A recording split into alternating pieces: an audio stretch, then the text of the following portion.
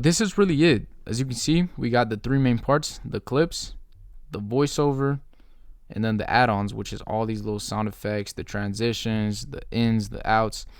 All you really need to know is this little zoom in animation, and then you guys can use my transitions, which is these right here. For the glare, I use a shutter click, as you can see. And then for the zoom ins, I use the little pull in, which is this one. And then I also do this one, which is like a little glitch. I've been kind of using it more right now. So what you want to do is just add this little glitch transition and then download a glitch sound effect and then put it over. And that's really it. Like, you don't have to be a pro editor.